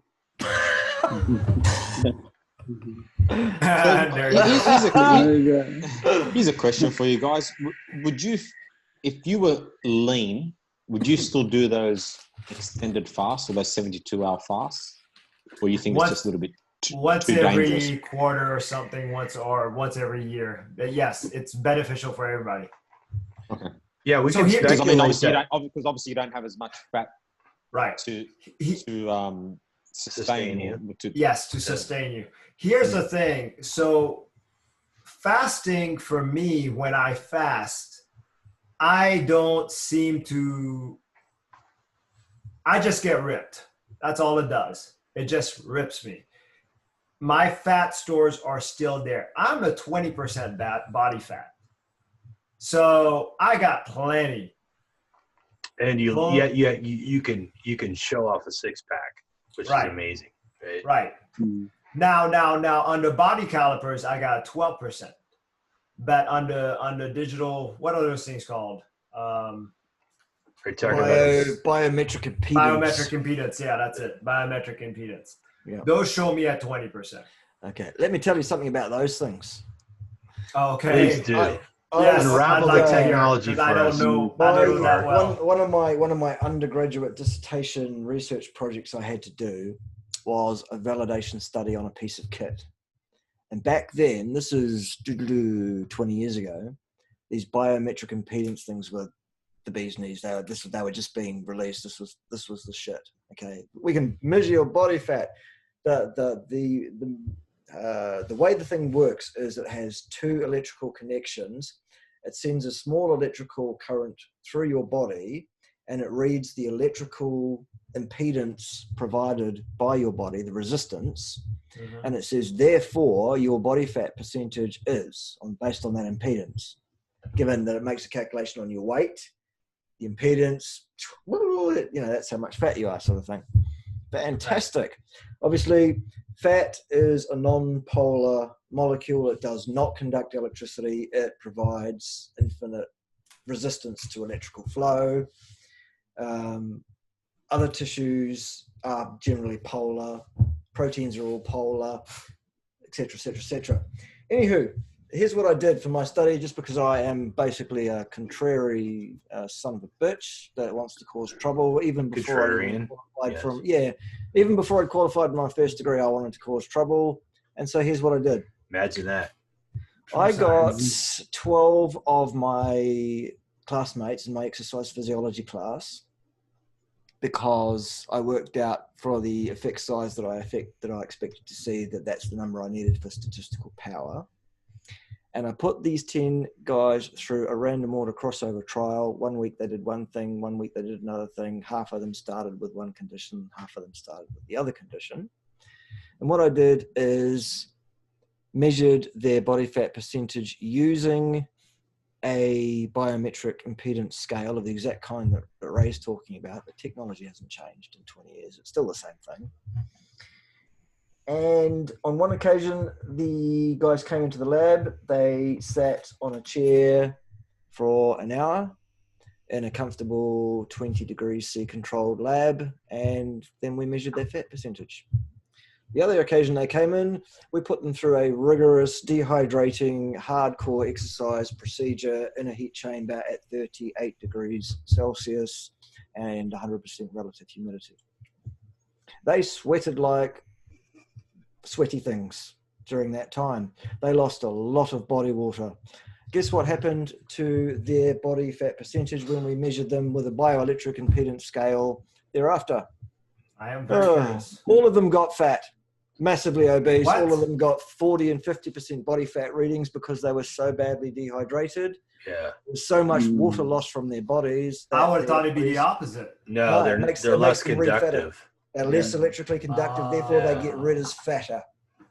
So, if you want to cheat on a biometric scale like that, just drink the fuck out of some water before you go and get tested to the point where you're just about pissing your pants. Not only that, up your electrolytes, because the electrolytes tend to make you more conductive. Exactly. Oh, damn, I'll try that. Sure. Yeah. That's a good So point. those things are not real accurate.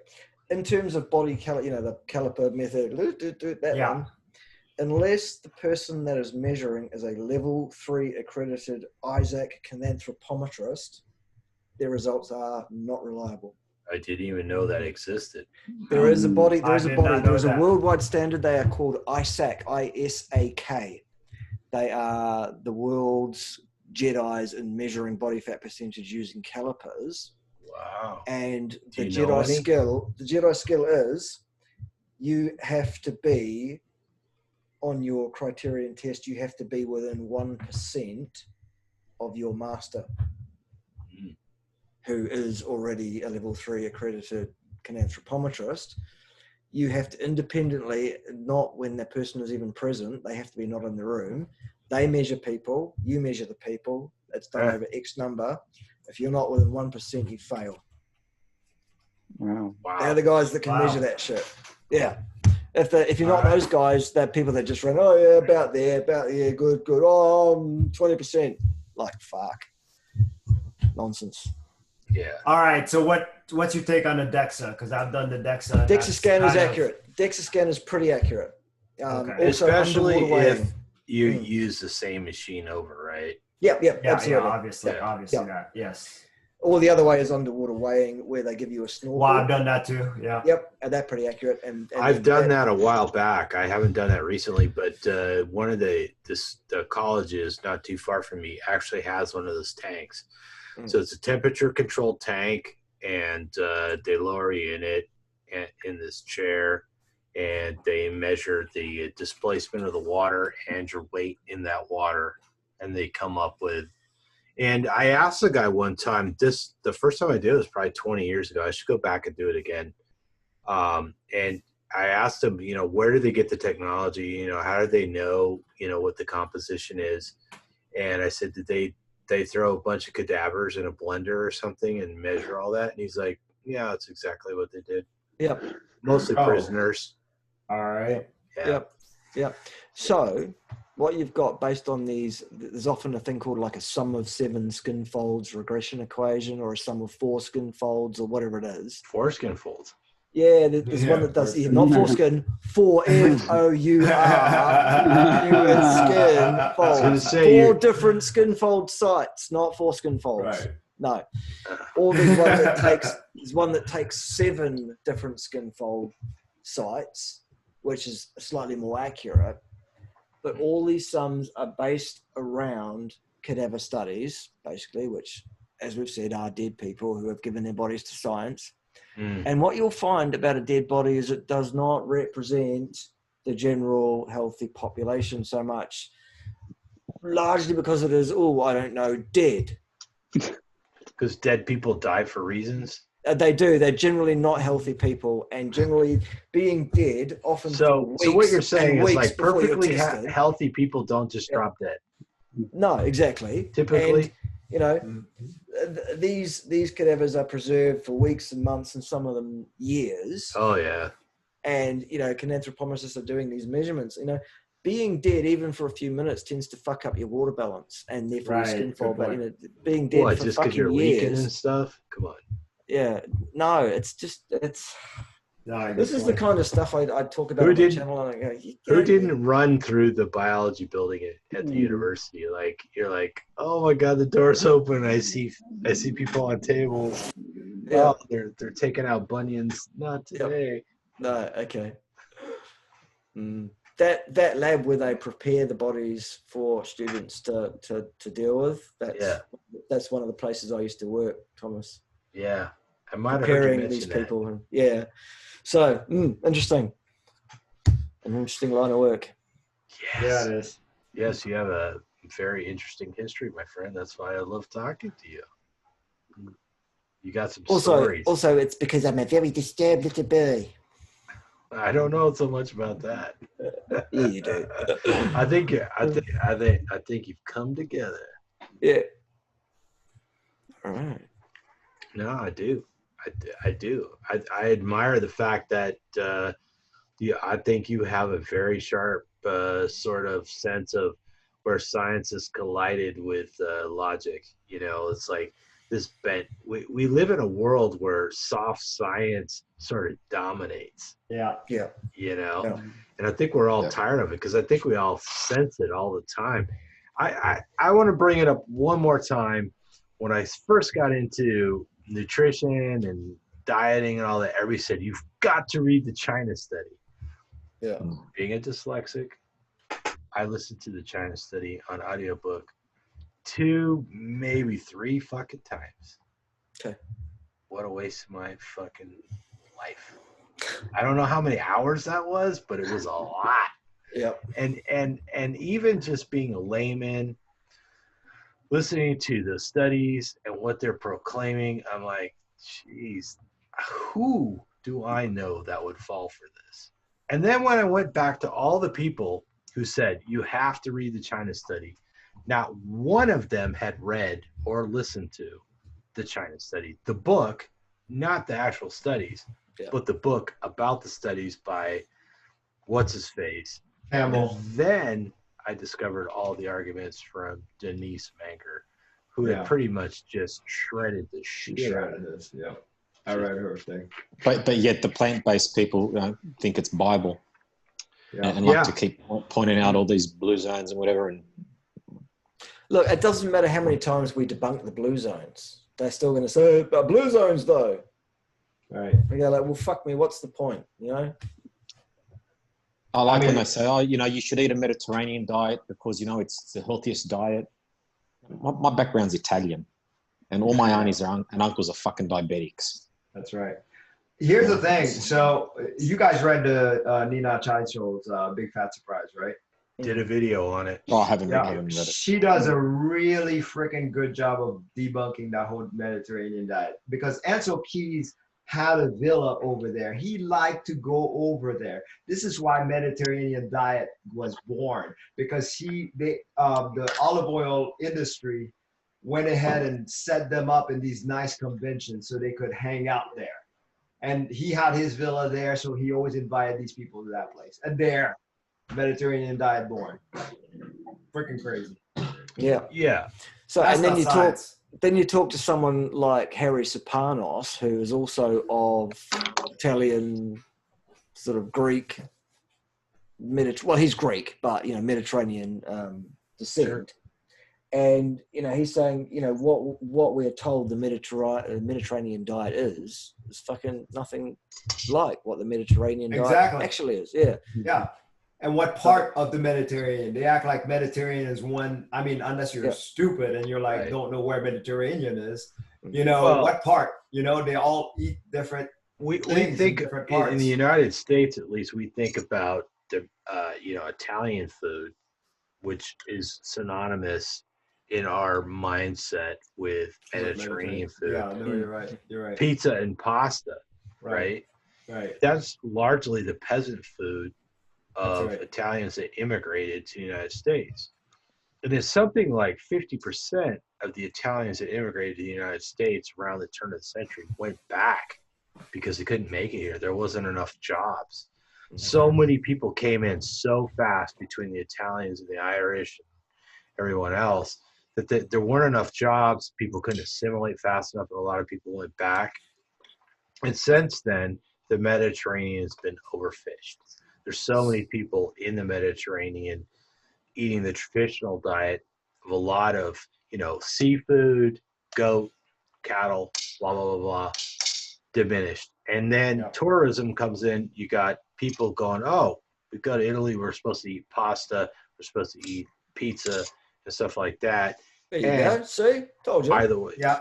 Those were the fallback foods. So here's the thing: whenever those things were studied, like Ansel Keys studied over in Italy, that was after the war. Oh no, I'm sorry, during a religious fast that they were having, and then that's how he decided, oh, that must be right. But for example, after the war in Okinawa, that's when they started researching that, and they said, oh wow, these guys are eating a lot of rice. Well, hell, it's a great fallback food because it's cheap. Well, it's got nothing to do with and sweet potatoes, because during World War II, the pig population in Okinawa was decimated. Pig population. That's right. That's but right. the Okinawans were known for eating a lot of pork, a lot of pig, a lot of fish. That's right. Right. That's right. And the war decimated. World War II decimated their pig population. Sure did. That's right. Yeah. And that's why they had to go with their fallback food. So it's silly. So all these blue zones, you can make a lot of these kind of examples. At what time period was that study done? So that's actually highly important. Yeah. Ridiculous. I like to point out that populations that eat nothing but meat have coexisted all this time.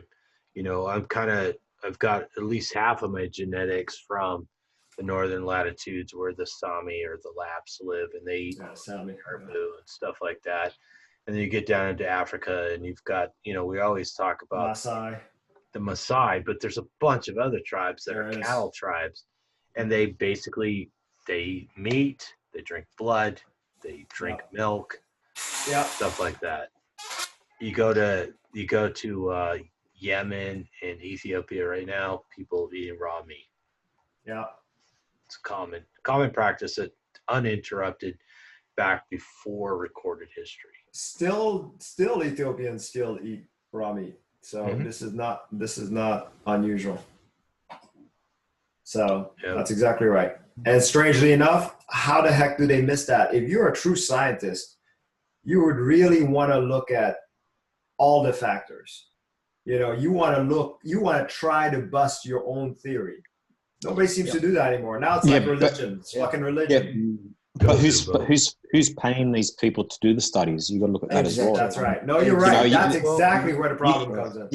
They need to keep themselves employed, and they need to sometimes make up something.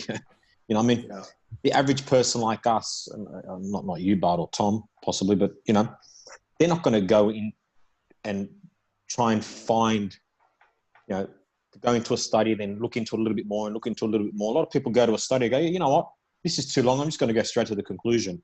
Oh yeah, unquestionable. Yeah, that is exactly. And they don't read it. The worst part is it's supposed to be peer reviewed, and you notice the peer review people are doing the same damn thing. They read the conclusion. They don't even actually do the actual trial, or when they do later on, they notice that they can't replicate the actual Bart, studies. Would you like to tell us a little bit about shopping around your study to get your friends to publish it? Yeah, that's right. Yeah. That's exactly right. That's exactly right. That's another thing you can do as well. Yep. Shopping around for it. That's exactly right. Yep. Yep. No, wasn't it Bogosian and who's the other guy that was publishing all those studies that were just fake bullshit? Bogosian. Oh yeah, I can't remember. The grievance studies. That's what you're talking about, right, Tom? Yeah. They just did it to prove the point. Yeah, but I mean, the comment about the requirement that what a scientist ought to do, and in fact, what a scientist is required to do by the disciplines, is to set forth a hypothesis which is demonstrably, absolutely falsifiable via empirical, observational assessment of that hypothesis. Mm-hmm.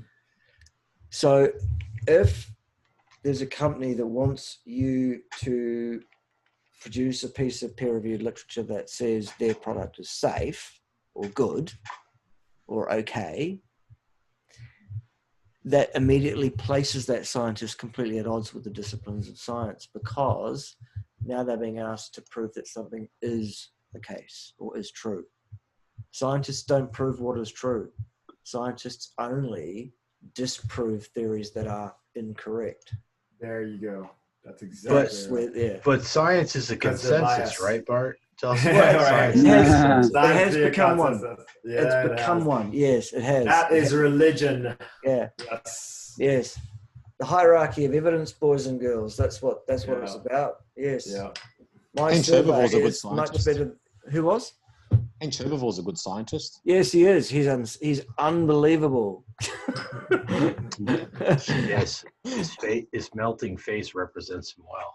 Holy shit! Yeah. Tell you what, the other thing, boys and girls, I was watching a Gregor video that was posted in the last few days. Oh, here we go. Fuck me, Gregor looks like shit. Gregor. Zumbo, what did you see? Whew. Sorry. Zumbo, what did you see? Did you see Gregor? I saw him post a video where he was being interviewed, and it was like he was off his face. He's all over the place. He looks bad. Yeah. The one. Is that the one with muscle? He's talking about muscle. Is that the one? I think so. Yeah. I mean, look, if that is what people think is healthy, man, we've got a big problem on our hands. Okay, so a big problem. Can we speculate on this, guys? I mean, seriously, I brought up somebody I don't really know that well who had gone plant-based, and they had that elfish look, and seemed like their face is melting. I mean, is that collagen, subcutaneous fat, muscle structure? It's all of them, Thomas. The body's cannibalizing itself. Yeah, it's eating itself. But the video I saw today of Gregor, he was talking like this, which is about half his usual marble speed, about how the sugar industry rules the RDIs. Like so. With black fucking panda eyes sunk back into the back of his head. I mean, I know he wears those big Coke bottle glasses that make his eyes look closer together in that, but they look like they're literally gone somewhere. He's got concave cheeks. He looks like fucking Lurch, mate. Really? He looks dreadful. Dreadful. And how old is he? Desperately trying to find it. Gregor is younger than me, I think. He's younger than me. Okay. I'm a little older than Bart. Is he I mean, just older than me? Mm. I've got an uncle who is, and you don't know this, the other boys do, but Okay. my uncle is 74 years old. Mm-hmm. He was a 4-time Mr. Australia bodybuilder. Yep. Oh yeah, I saw that picture today. Yeah, all natural. No, Yeah. that was another. That was someone else that Ivar posted. Oh, that was Ivar's. You're right. That Yeah. was Icelandic Carnivore. And my uncle at 75 or 74 years old looks better, and I'll guarantee he's probably even healthier than Skeletor. I'll bet too. Yeah. You know, it's crazy. And I actually asked my uncle, I said, what did you eat when you were training? He goes, a shitload of meat. Yeah. Or Funny a, that. or a fuck ton. Yeah, exactly. But, I mean, Shitload of Gregor, fuck ton. it looks like you could put your like finger and thumb around Gregor's wrist. It's appalling. Yikes. It's manorexia vegana, I think, is what we've got there. Anorexia vegana. Anorexia vegana. That's Can we what it put is. that on a t-shirt? Manorexia vegana. We've Yep. been talking about t-shirts a lot, like don't fall down the carb hole. Yep. Manorexia vegana. I like That's it. You can have that one. Schnazzy. Yep.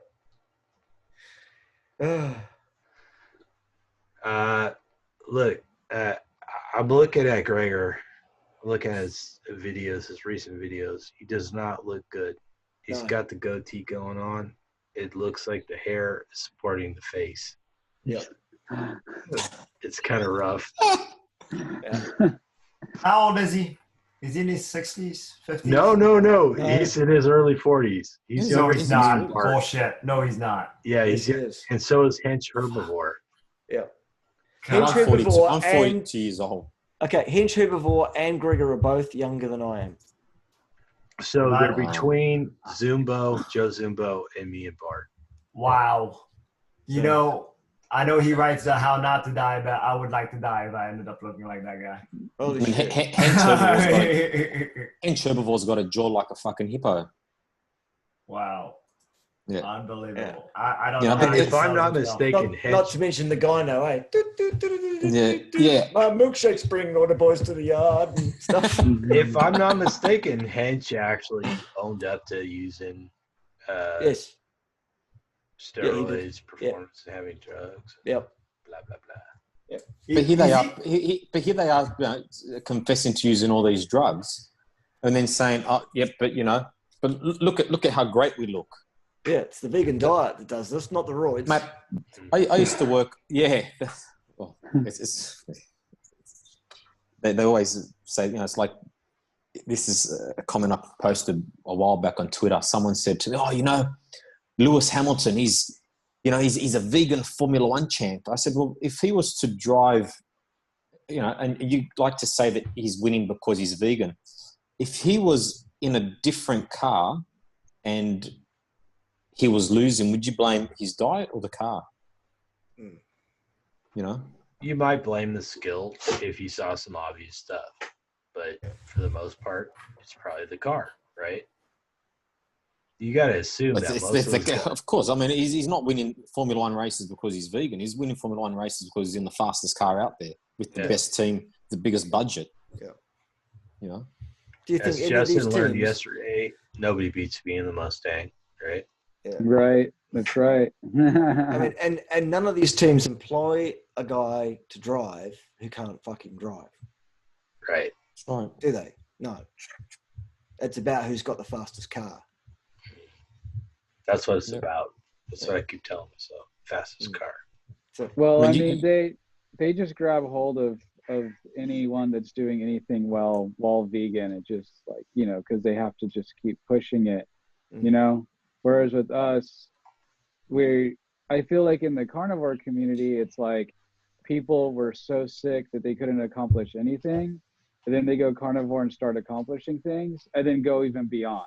And then they get some kind of recognition.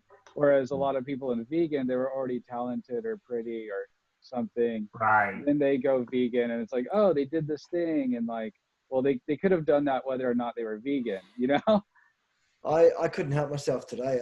I had to comment on, there was a young lady's channel I was just looking at because you do.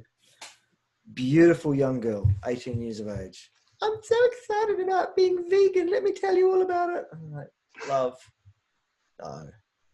Oh, you're going to destroy your fucking life. Get your act together, you know. Wow.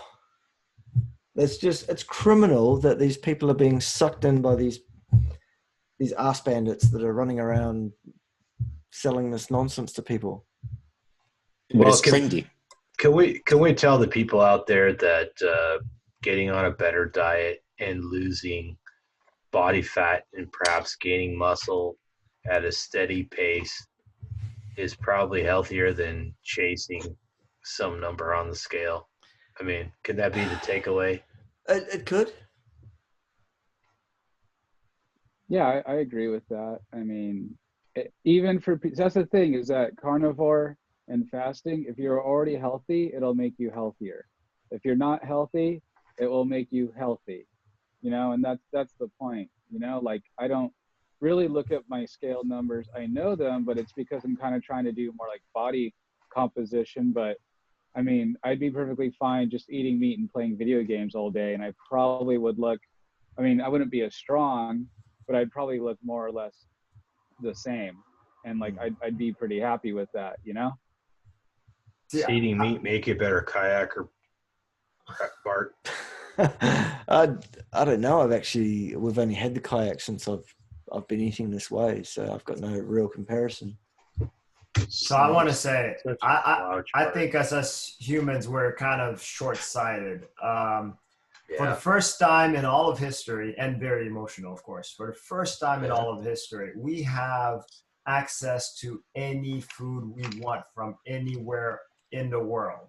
True this. This is the first time that we can make this experiment, what we do as carnivores, and we can choose what actually we should be able to be even better than our ancestors as far as them being able to live outside, being super strong. We can do all of this now. See, I started off when I was sick. I couldn't imagine if I started carnivore before then. So anyways, that's my soapbox. I missed out on a lot of life before I was carnivore because I'd wake up in the morning and I had crippling pain, you know? Yeah, that's right. And among other things, you know, and all the just anxiety and stuff like that, you know. And now I literally go to the gym because I enjoy it. I look forward to taking a break in the middle of the day and going lifting weights. It sounds ridiculous. Yeah. Now, same. Ray, he likes Orange Theory, he likes jiu-jitsu, he likes karate, he likes going on these runs. He did the sun and the moon run, right? Yeah. And one barefoot. Zumbo likes to go riding his bike. What is it, like 260 kilometers or whatever that one ride he went on? Justin likes to go to the gym and just pick up on chicks. So he's going to work out wherever the chicks are. The whole against him. And Bart, he's out kayaking and like wrestling sharks and stuff. So, you know, I mean, it's a carnivore life, right? Yep. It's dog eat dog. It's real life. It's real life at that point. Yeah. Sure. I used to just sit down and play video games like Justin did. Hey, Bart, how did that shark taste, by the way? Like fear and sweat. Did he have a fresh seal head in his mouth when you got him? Well, yeah. I don't know. I think probably I'm not the expert on fresh seals. Zumbo, how was that steak? Yeah, it was bloody good. Yep. But believe it or not, that's actually a cheap meal for me because it was a ribeye. Well, you're a chef. Yeah. I don't expect a car salesman to drive the worst car. I'm just saying. No, but you know, Tom, and the boys and I at the moment I'm eating minced meat or ground beef. You know, 80-20. Right. And it's working. You're going to fattier one. Yeah. Yeah. So I mean, today I thought I'd get something a little bit fattier, and you know, that was like it's what I consider a bit of a cheap meal with all the benefits. We didn't really talk about mood or happiness that much. You guys want to throw in on that? Yep, changed my life entirely going carnivore in that respect. completely 180 degrees. Saved my life, really, for the second or third time no that it question needed about it. saving. Yeah. Yeah, my life's needed saving a few times, to be fair, and Carnivore was one of them. For me, it saved so when I'd have a flare up, and it was happening very often. So it was to the point where I was actually thinking, if this keeps getting any worse, how can I make the next 5 years? So I was basically contemplating if I could even live the next 5 years with the pain. So it not only saved my life per se, it made it where I can enjoy the life. Could you imagine being in that kind of pain all the time? I mean, to the point where you're just begging to pass out, you know, it's just not worth it. So yeah. Yeah, I Zumbo? mean, I'm sorry, Justin. Go for it. Justin. yeah, my migraines were so bad that like trying to live a normal life was nigh impossible. That and the depression and anxiety. I mean, I was getting along. I looked okay. That's the thing about being skinny, is that you look fine. But people don't understand that like you're sick and falling apart on the inside. So you kind of suffer alone. And then after carnivore, the way I look and the way I feel now match, you know? So that's like a beautiful thing, and getting out there and, you know, saying yes more to life. It's amazing. It's awesome. It was touching when you hugged Dr. Westman yesterday. He didn't know you felt that way about him. Was it the same as a gym equipment sort of thing? Was it, or not quite? No, not He quite. was rubbing his not leg. quite. He was rubbing himself on his leg. Yeah. He invited him to the gym for like, some reason. like a dog. Zumbo. Yeah, look, You got to for say. me, the mood has definitely improved. Again, That's yeah, what your wife was saying. yeah, And compared your to where boss. it was, yeah, my boss. Compared to where it was a couple of years ago, look, I still get moments where, you know, Little flare up here and there. it's little flare up. Things aren't, you know, sort of go a little bit off the deep end, but definitely not as near as bad as what it used to be. So, and the thing is, one thing I've noticed is that years ago I would hold on to something and I'd, you know, it would eat at me for, you know, days and days and days. And now it's like, you know, okay, you might get upset, and then it's all over in about 20 minutes, half an hour. It's like, yeah, whatever. Okay, back to normal. So that's definitely helped. Well, it's And definitely getting better. And getting better. I Yeah. think anyway. I think that we should all punctuate that with, you know, over time. I mean, I know me and Ray have been carnivore for over 2 years. How long you been now, Bart? 2 years, 3 years, depending on whether you count 70% as being carnivore or not. Yeah. So there is that. Things are gradually getting better. And for me, my life was really ruled by anxiety before I even knew what it was, you know.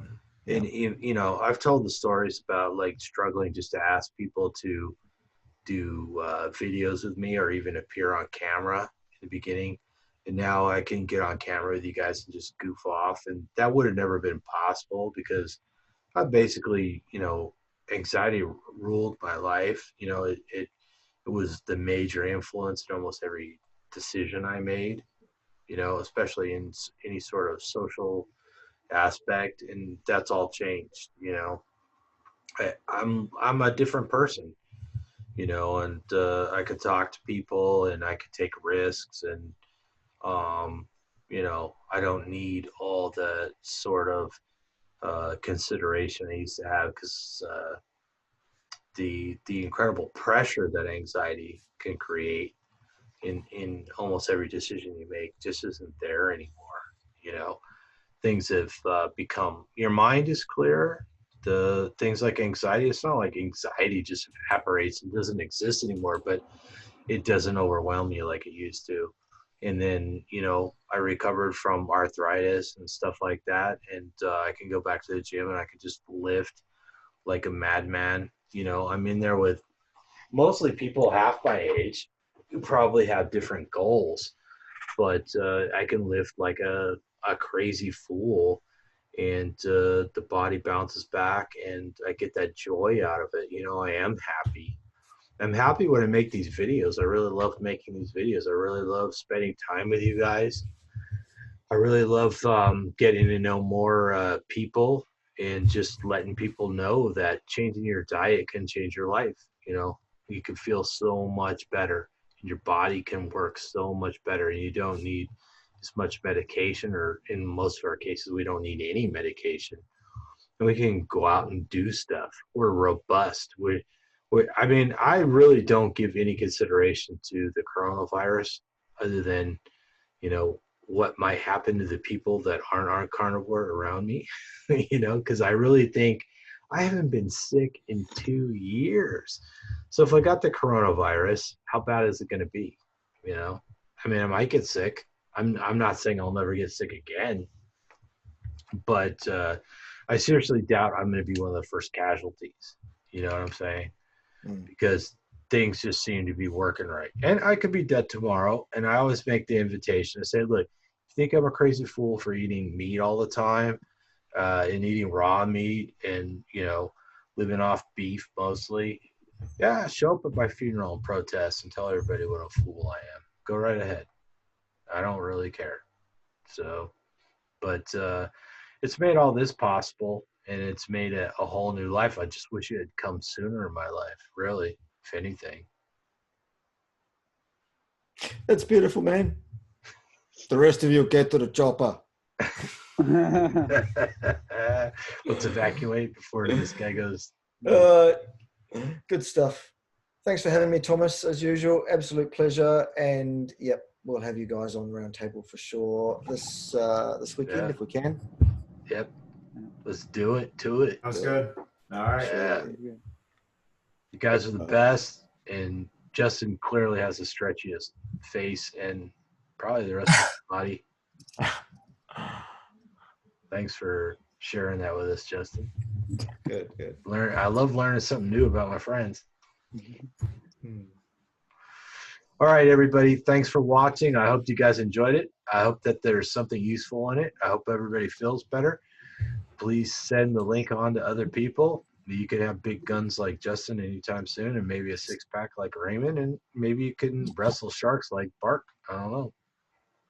But so subscribe to the channel. Leave some comments. Let us know how huge you want to be. That's right. See you, boys. Thanks for watching. All right, guys.